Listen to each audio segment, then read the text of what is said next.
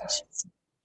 And so we've got two papers. We have N.Conrad and Shelley S.Staples from University of Arizona talking about building genre awareness through data-driven learning in L2 writing classes. And that'll be followed by Millie Welkova and Jodie Bradford from University of Leeds talking about constructing an argument in academic writing across the disciplines. So I'll hand over first of all to Nina and Shelley. And here you go. Thanks. Just going to share the screen.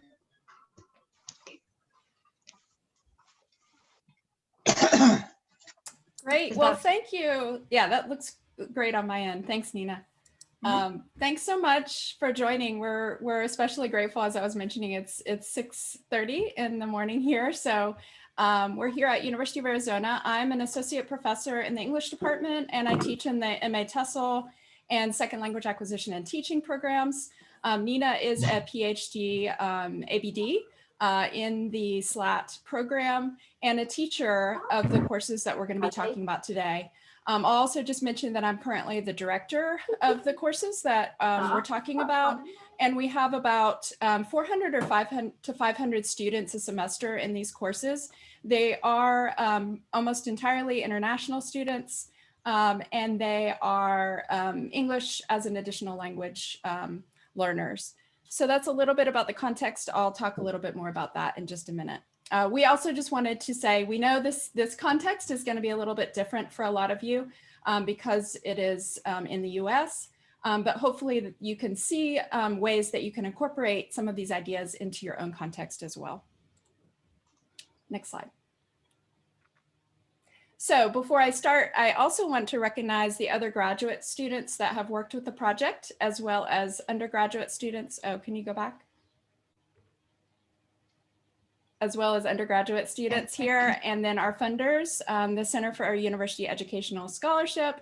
And then I'll talk a little bit about the CRO corpus, which is the corpus that we're using for the analysis and creation of the materials. So I think probably most people here are aware that DDL has been established as an effective teaching method for second language, and specifically for second language writing. So getting more specific as we go along in the years of using DDL. I will say that our project is a little bit different than a lot of these other projects in that we are actually creating materials for the teachers and the students, and we are not, having students directly engage with the corpus in quite the same way. We felt like that was really helpful for our context, and I'll talk a little bit more about that. But basically, we're working with first-year undergraduate students. This is in the context of a required course, and so there's not a lot of time or flexibility in the curriculum for adding in a lot of corpus-based activities. And then also our teachers may or may not have much background in using corpora, so we wanted to scaffold the process for them a little bit more. So our courses really rely a lot on genre pedagogy, and as most of you probably know, genre pedagogy aims to raise students' awareness of relationships between texts and contexts, communicative purposes, and structural and linguistic conventions through explicit attention to these features. So in this way, DDL can really complement this pedagogy because it focuses on raising students' awareness of genre conventions. And you'll see in our materials, specifically, we're looking at lexico-grammatical features that are typical in a given genre and how they are used in that context. Next slide.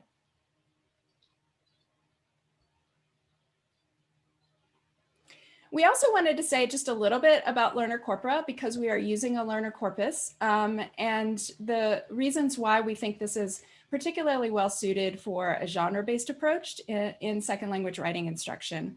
So we know that a lot of L1 corpora may be a bit far from where our learners are, the kinds of texts that our learners are trying to produce. So these texts from the learner corpus can be more representative of the genre, register, and purpose, and even the classroom context of individual assignments. And that's exactly the corpus that we're using has those characteristics. We also really value the use of student writing. We know that texts written by peers are familiar and less threatening to students. And also that they can serve as models for students. They can see that these are allowable contributions to a genre, and can even help students understand what instructors are looking for in those writing assignments. And then finally, we think that it promotes a more additive model of language learning by promoting these texts as models. Next slide. So today, this is a large study, but today we're going to be focusing on students' perceptions of the materials that we've created for our courses. And specifically, we're going to look at students' perceptions of effectiveness and clarity. We're going to look a little bit at how they're interacting with the DDL materials, both in synchronous and asynchronous modes. And we're going to be looking a little bit at how students are applying learning from the DDL materials. We haven't dug into that as much as we will be, but we're going to get started with that today.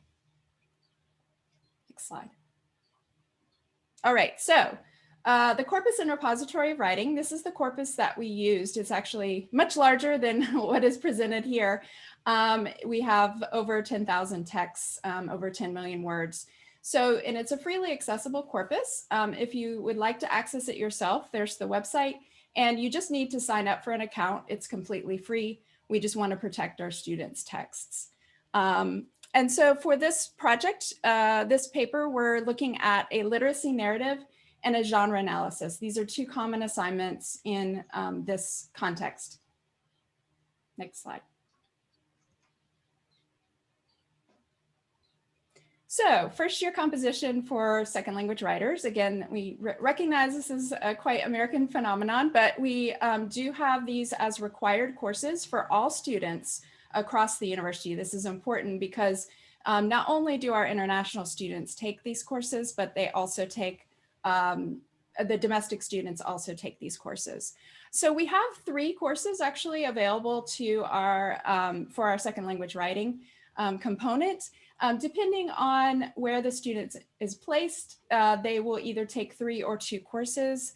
Again, this course is equivalent to courses for domestic and home students, and they have the same learning outcomes and pretty much the same assignments. So the domestic students are also writing literacy narratives and genre analyses. In terms of the teachers, we have very well-trained teachers. We have teachers who have received an MA TESOL, often from our own institution. We have current MA TESOL students teaching, as well as students in our PhD program in SLAT, like Nina. And again, it's important to note that these students in these courses are fully matriculated into the university. Next slide. Okay, so our data for today, we have 88 students for the data that we're going to be looking at. We wanted to also just highlight that we have 12 instructors so far. We're going to be looking at surveys from these students. They were administered after each unit. So each unit is structured around the assignment, so the literacy narrative and the genre analysis. And then we also have observations. We started this project in spring 2020, so we were able to get some face-to-face observations before everything shut down. And then we also have asynchronous and synchronous online observations as well. We have about 340 papers so far. We're not going to focus on those today, but we are going to look at some of the reflections from the students. Next slide. So, hi, this is Nina. I'll be talking about the materials and a little bit about the results of the study so far. So just very briefly, we developed these materials through holding focus groups with instructors to conduct needs analysis. Then we drafted materials, took them back to instructors and asked them to implement them in their classes. We then conducted observations, as Shelley said, at first in person and then online after the shutdown. And all along collected feedback from students and instructors through those surveys, and also held more focus groups with instructors after the implementation.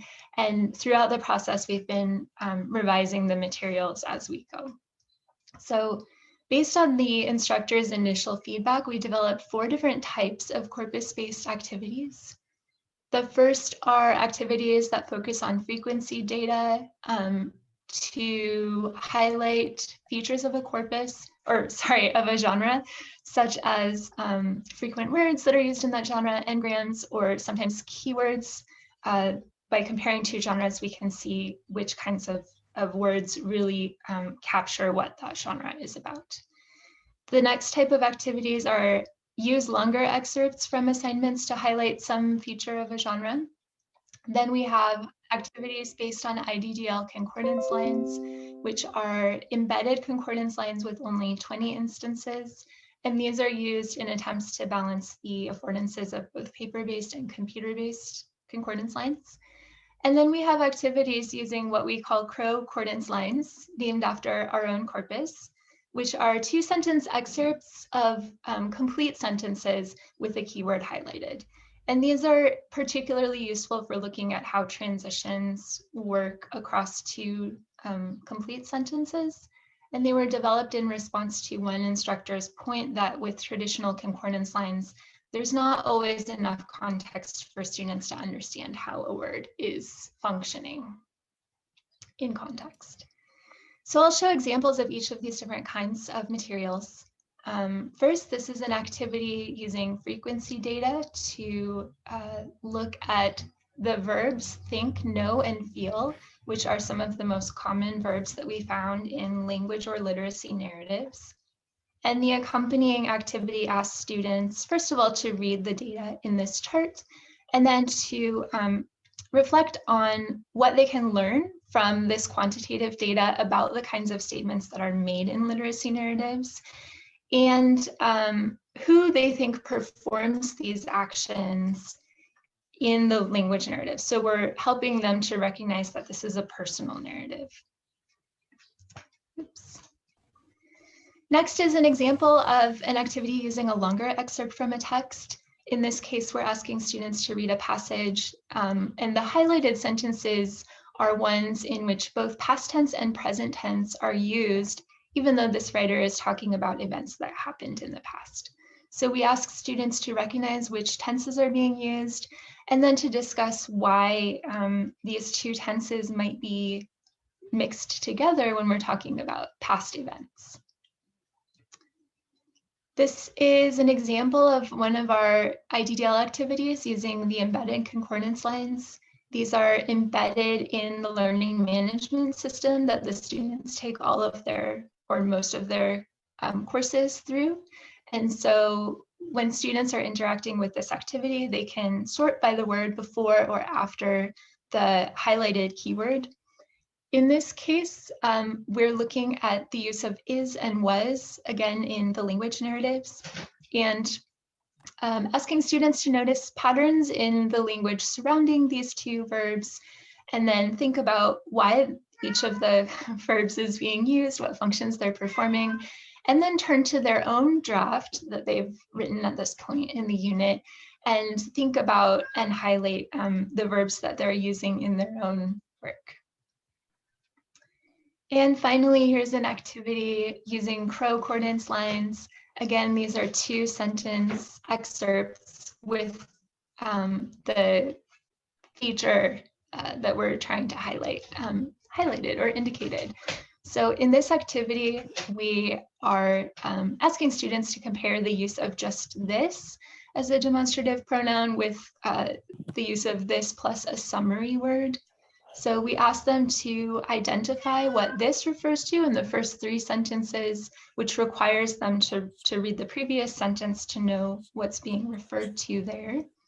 And then to compare the use of just this alone to this plus a summary word, and think about if a summary word is missing, what kind of summary word might they add.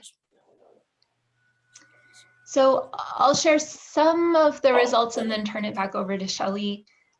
First, looking at how students in these courses perceive the effectiveness and clarity of the materials. From our surveys, we've found that the vast majority of students find the materials either effective or very effective in terms of their goals being clear, meeting the goals of the course, helping them with the writing project, and then helping them with their writing in general. And we give students an opportunity to explain their ratings, and some of the kinds of comments that students have left when they gave either an effective or very effective rating lead us to think first that students believe these materials are helping them improve their writing. They also, many students say that it helps them to generate ideas, and we think that seeing a range of what other students have written can be helpful for giving them ideas for what to put in their own texts. One student said they find the materials effective because it helps them know when to use a word, why that word suits the genre's intention, or helps that genre fulfill its purpose, and what words should be next to that word, or kind of how that word works in grammatical context. And another student said, it made me see the projects way easier. And we think that this means that for some students, just seeing what other students have written can also help them know what's expected of them.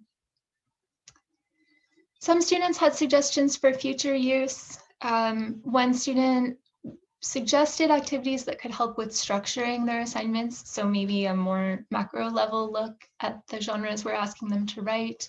And the same student asked that we add more writing samples of whole texts.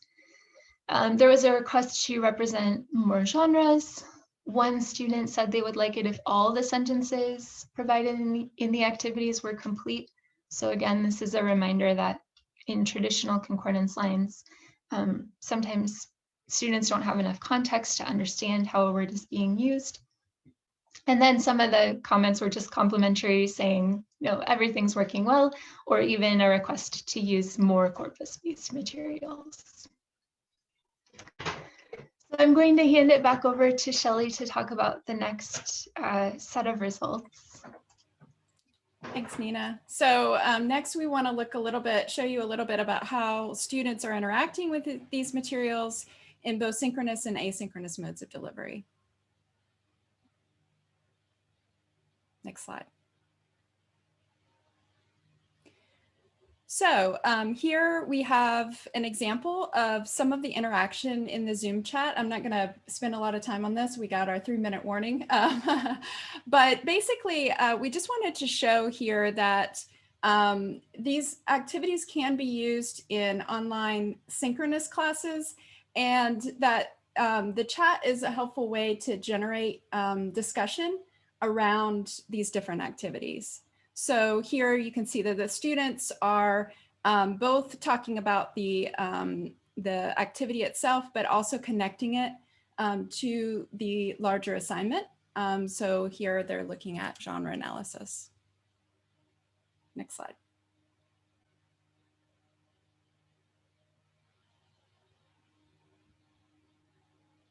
And here we have an example of what students might see in the asynchronous mode. We saw this earlier, so I think I'll just go on to the next slide, basically looking at concordance lines here.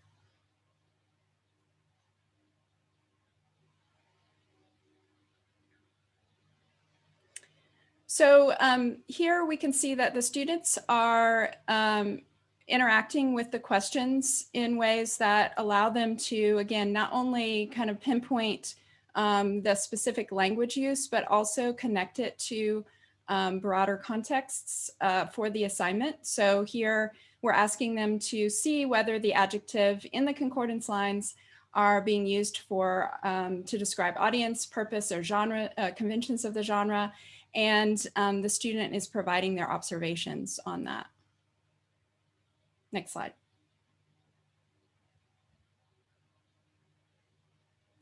So finally, we wanted to show you a little bit about what students are doing in terms of their application of learning from these DDL materials.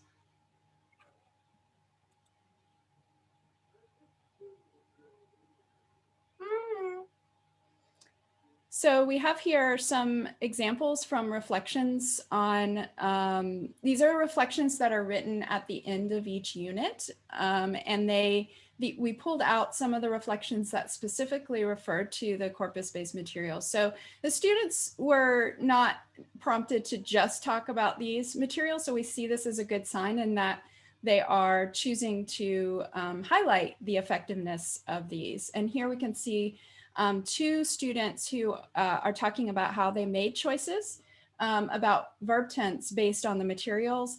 And the second example is particularly interesting because they're still not sure about the tense choice, but it shows their development of metacognitive skills in thinking about these choices and what the impact of them are. Next slide.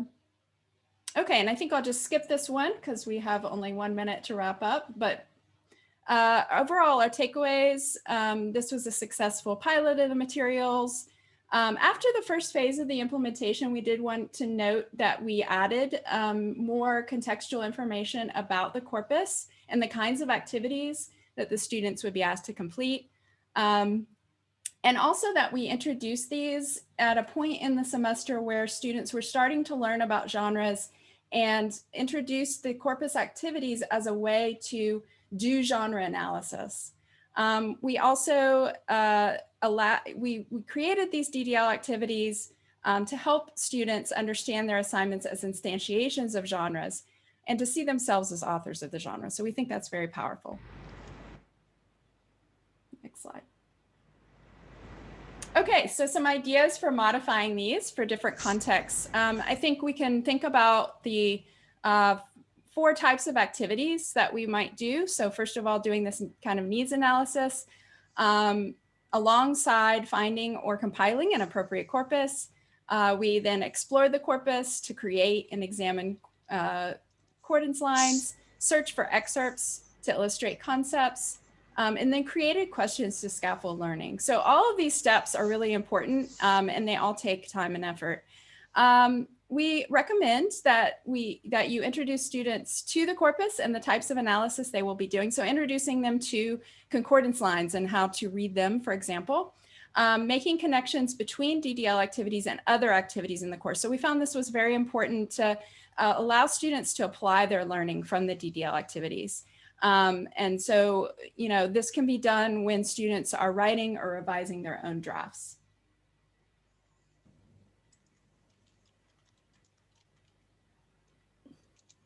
Thanks so much. Thank you. That's really, really interesting. A really good range of activities and tasks in there as well. We'll move on to Millie and Jodie now. That's okay. And then we'll do the questions for you at the end, Nina and Shelley. Thank you.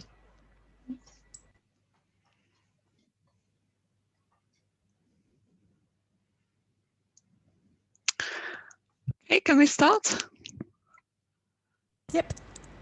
Okay, thank you. So hello and welcome everybody. My name is Milada Valkova, or Millie.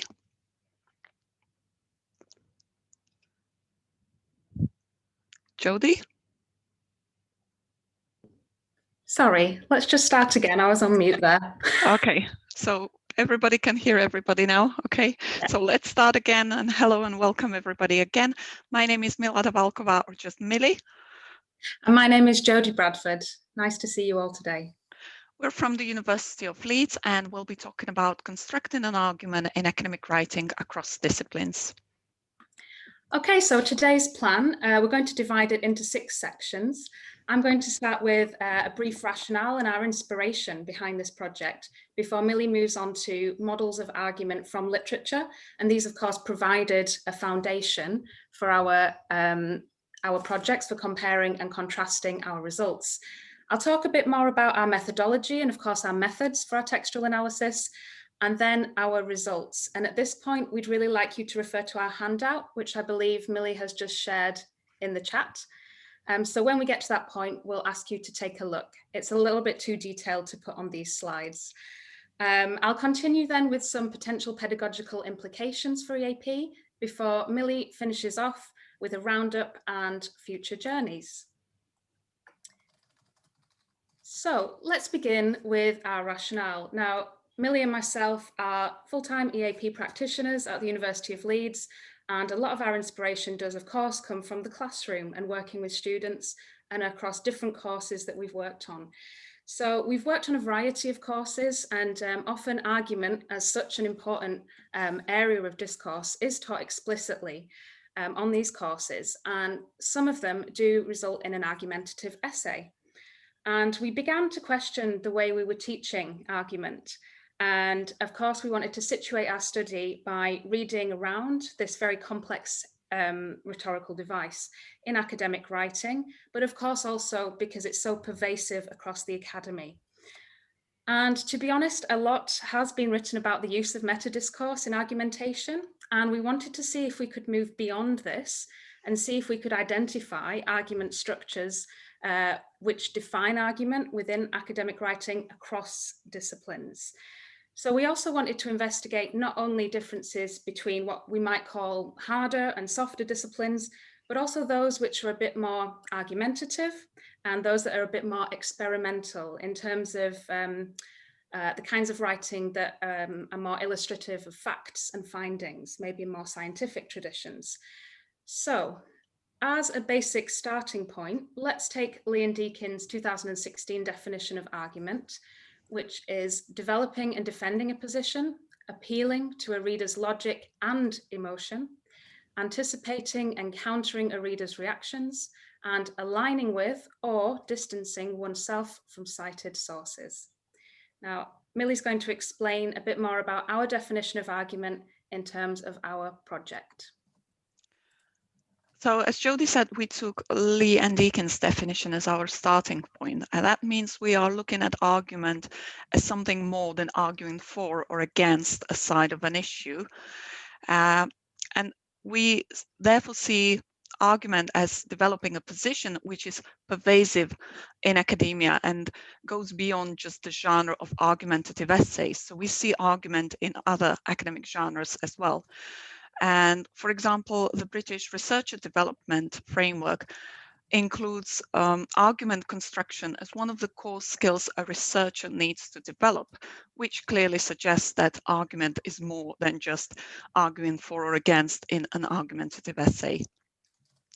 The literature has brought several models of argument, and today we're only going to talk about Tolmin's and Wingate's models very briefly. But we were interested in disciplinary differences as well. So we also looked at discipline-specific models for students of particular disciplines, and we'll discuss these later on as we present our own results. So like I said, I would like to briefly introduce two models of argument. One is from Tolmin, which is the best known model. And this model has 6 elements, 3 of which are optional and 3 are obligatory. So the obligatory elements are the claim, which is the core of argument, the ground, which is evidence or data, and the warrant, which is the link between the ground and the claim. Now, although this model is very popular, literature has also criticized it for its limited pedagogical applicability. So it's useful to analyze existing arguments, but it's harder to apply it as a teaching tool for students to construct their own argument. And Wingate 2012 also criticized Tolmin's model for its applicable at the level of individual claims, but it's more difficult to apply at the macro level of a piece of writing. And that's why Wingate within EAP proposed her own model, which is composed of 3 elements. The core is establishing one's position. This is based on selected information from sources, and it is presented coherently. So I'm going to move on now to talk about our methodology and, of course, our methods that we used for this textual analysis. It's quite different to the previous presentation, very small sample size, but we take this as a starting point. So we used a journal database, journal citation reports to select high impact and recent journals within each field. Now you notice we chose these 4 disciplines here, purposefully non-interdisciplinary, because we wanted to see if we could identify argument tendencies within these more classic disciplines as a starting point before moving on with that. So we each any reason why we chose these disciplines, partly out of curiosity. So Millie focused on the chemistry and literature articles. We looked at 5 journal articles each, myself on computer science and philosophy. And as I mentioned in our rationale, we wanted to try and move beyond identifying solely the use of meta-discourse. We wanted to see if there were particular argument structures, recurrent tendencies that came up within this sample as a starting point. So using exploratory and manual methods for our sample, we standardized between us once we had selected sentences, language chunks within each article, which we felt advanced argument. So we named these particular sentences elements of argument, and we labeled them according to their apparent argument function, which will be explained when we present the models shortly. And it's at this point that I want to point out that there are some differences between our methodology and certain genre analysis traditions that many of you will be probably very familiar with. So I've just listed here 2 big ones: systemic functional linguistic approaches, which still reading more and more around, but it seems that with SFL approaches, argument can be presented as a genre within its own right. And with the Swalesian approach, genre analysis really identifies the rhetorical stages within each section of a text, and it's exhaustive for each section of a text. So every sentence is labeled. So we called our sentences elements, in contrast with moves and steps, because we chose to identify those sentences which we felt advanced argument, regardless of the section of the text, and in our case, the academic articles. So we came up with 3 models of argument, and it's important to note here that these are not limited to a discipline, although some are much more prevalent than others. So the first we called hypothesis testing, the second we called expository writing, and the third argumentative writing. You can probably guess already which of those disciplines is more common than others in certain models. So I'm going to begin with the first model. Now, it's at this point you might want to refer to the handout where we show some examples that are taken from our sample. And we came up with this model based on recurrent functions that came up. Now, hypothesis testing was prevalent across the computer science articles. And it's important to state as well at this point that in our reading of the literature of conceptual and pedagogical models, we'd not found a model akin to this one. So we were quite excited to see that happen within our sample. So computer scientists tended to begin, as you can see, with a rule, a hypothesis, or a theorem. Underneath displayed an equation before explaining that and then providing some proof. And as you can see on the examples on the PDF we shared, there were some quite noteworthy areas of meta-discourse, such as endophoric markers. So the writer will very clearly, explicitly refer back to previous sections or perhaps previous articles and show how their findings were building on that. So it's perhaps more noticeable as an argument structure that it's reflecting writing that's more illustrative of facts, of findings, and building these up, whether it's through the article or intertextually between articles. And also there was quite a lot of self-mention and generally a lack of hedging, which might suggest as well a bit more certainty, a bit more illustration of facts and experimental kinds of proofs. Okay, I'm going to hand over to Millie and she's going to talk about the next 2 models. Okay, just before we move to the second model, we don't compare our first model with any discipline-specific model for students because we simply couldn't find any in the literature. So moving on to the second model is what we have called expository writing, and we have found this model of argument in chemistry. This model has 3 elements: justification, description, and explanation, and this is repeated several times across a chemistry article. So chemists start with justifying the research decisions they made, the research methods they used, before they describe those research methods and the results, and then they explain their findings. As to the language that is used here, justification is always presented as a sentence initial non-finite clause that uses to infinitive of purpose, and you will see some examples in the handout.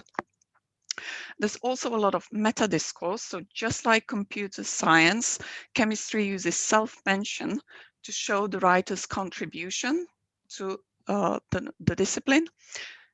Just like computer science, chemistry uses endophoric markers to refer to different parts of the article and the different bits of the overall argument.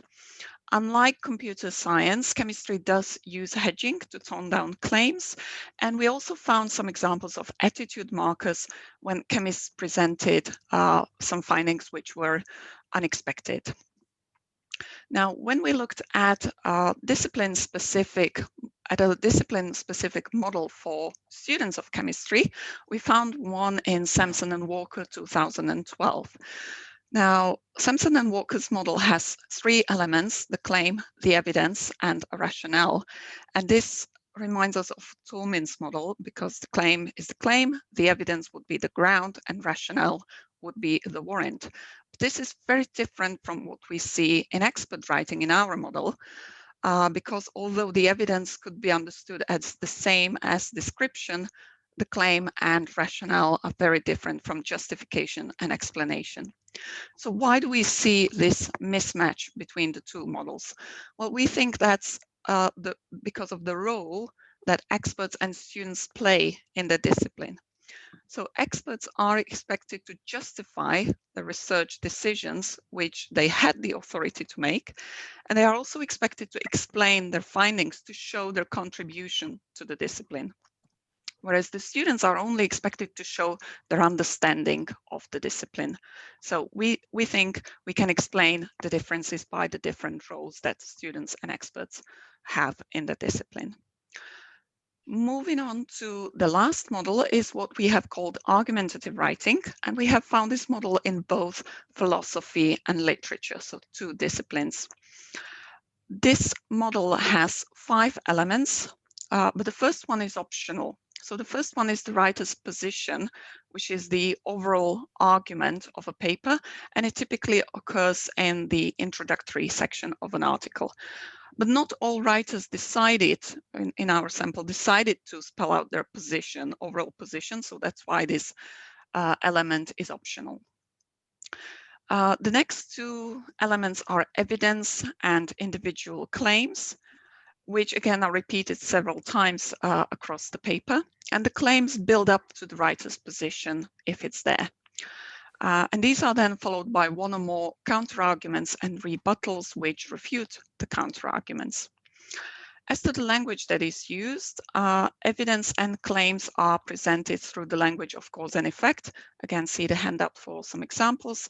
And counterarguments and rebuttals are presented through the language of contrast and concession. What we found striking about this model is that evidence precedes claims. So information is presented inductively. And we feel this is very different from how in EAP classes we teach paragraph structure, because when we teach our students paragraph structure, we typically tell the students to start a paragraph with a topic sentence, which would be a claim, which is then followed by evidence in supporting sentences. So a claim precedes evidence, but this is not what we see in expert writing in our sample. So when we compared our model to pedagogical models for disciplines, we found a model from Harrell 2008 for students of philosophy, and Harrell's model is very similar to ours. So Harrell's conclusion is our writer's position, premises are evidence, sub-arguments are claims, objections are counter-arguments, and replies are rebuttals. Harrell also has inferences, which link the individual elements, and while we don't have inferences as a separate element, inferences are actually the language of cause and effect, which we did see in our sample. So we can see that our model is very similar to Harrell's model in philosophy, But this is not the same for a student model for literature, which we found in Lewis and Ferretti 2009. So Lewis and Ferretti present the reader strategy, which is a model of argument composed of thesis, reasons, details, explanation, and review. And while we can see some similarities, so for example, thesis would be position, reasons would be claims, details would be evidence, the reader strategy lacks counterarguments and rebuttals, and as such suffers from what the literature has called my side bias. At present, we have no explanation why there is a mismatch between our model and Lewis and Ferretti's model. So I'm now going to outline a few pedagogical implications that we've discussed as a result of our textual analysis and our finding in the classroom, as well as considerations for the wider academy. And as we've seen, certain discipline-specific arguments do already exist in the literature, as in the Harrell 2008 argument in philosophy education that Millie's just outlined. And that is quite similar to our argumentative model. Now, it's important to again to outline that we don't expect students to produce expert genres, but we believe that using these findings and models can help to scaffold the students and their understandings, and that's an intentional plural, of argument. And we also want to challenge an assertion that we've noticed is quite widespread in conversation with other EAP practitioners, that argument is two-sided, for, against, argument, counter-argument. We think potentially, for simplicity in teaching, for considerations in different disciplines, but we think it's important to move away from this reductive model, and through analysing this sample of expert writing, argument is much, much more nuanced.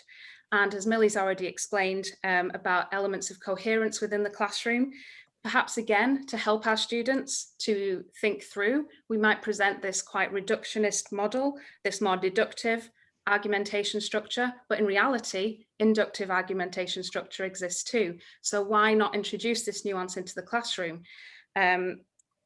Okay, in a more general sense then, we believe that students having this discipline-based understanding and awareness, crucially, of argument will benefit them in their reading and their writing. We believe that these findings can actually move beyond the ESAP-EGAP divide. So as we saw, the models don't fit neatly into disciplines. They go across disciplines as well sometimes. So we think that as well in an EGAP classroom, we can introduce these optional argument structures as different disciplinary lenses, and it fosters more discussion and a more nuanced approach to argument in the classroom. And so I think more widely, we might be able to contribute to aspects of academic socialization and recognizing that the reality of the academy now is more and more interdisciplinary and collaborative. So I'm going to hand over to Millie, who will round up and talk about future journeys. So to conclude our presentation, we have found that different disciplines construct argument in different ways, and this is related to epistemology. When we looked at pedagogical models for students in the same disciplines, we found sometimes these matched, sometimes they didn't, sometimes we could explain why they don't match, sometimes we couldn't. So we suggest more research is needed into how expert writers construct argument in more disciplines, so looking at more disciplines, but also how do student writers actually construct argument in their authentic writing. So do they follow these pedagogical models, or is it more closer to the expert models? So thank you for listening, and we welcome your questions. Thank you very much.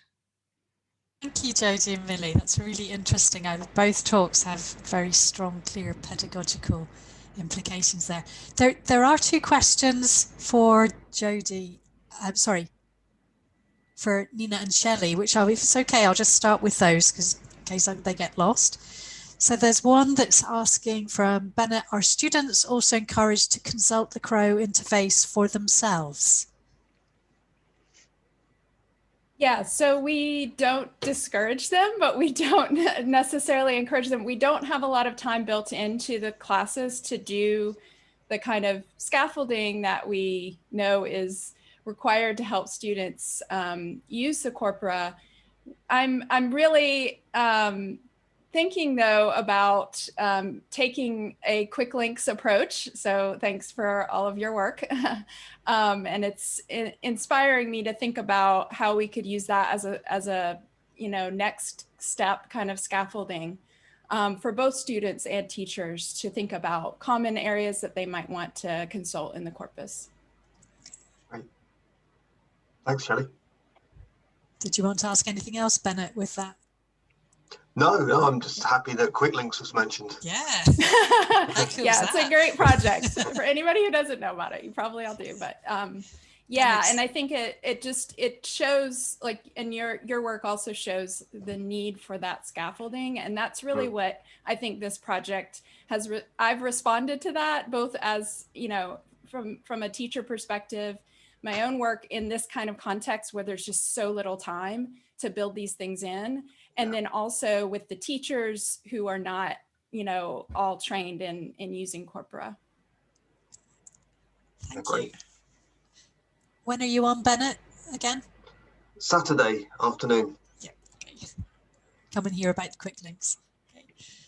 And then there's another one where students exposed to other corpora, either learner or expert corpora, before using Crow.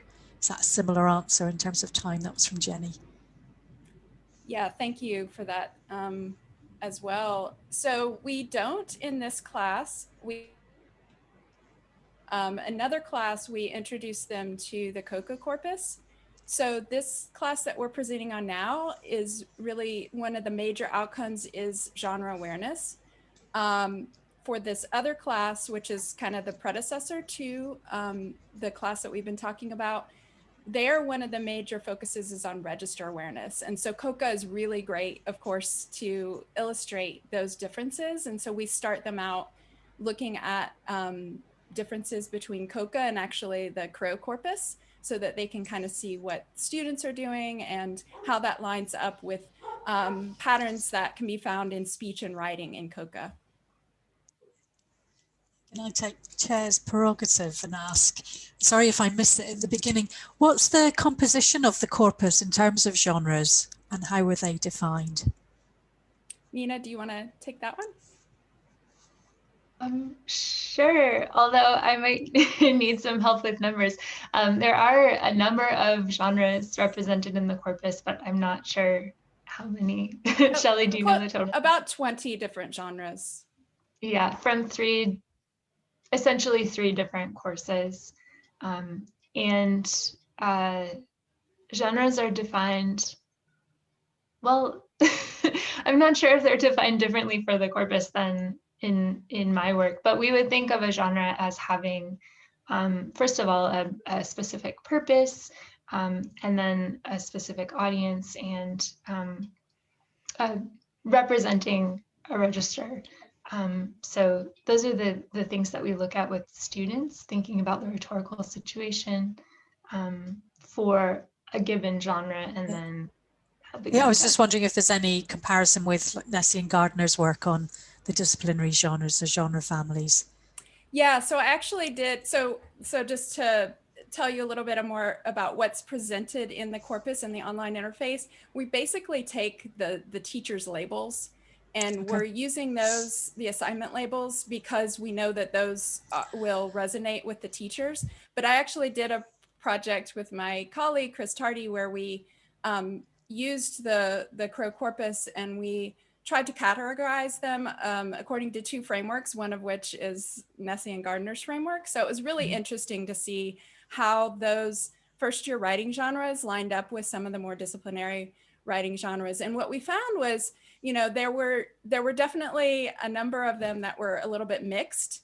And one of the very interesting things was, looking at, so we have not only the student text, but we also have the assignment sheets from the teachers. And so looking at what the teachers were asking and categorizing them that way, and then looking at what the students were doing. And of course, there's not always that alignment in terms of what the genre that they're producing versus the one they're asked to be produced.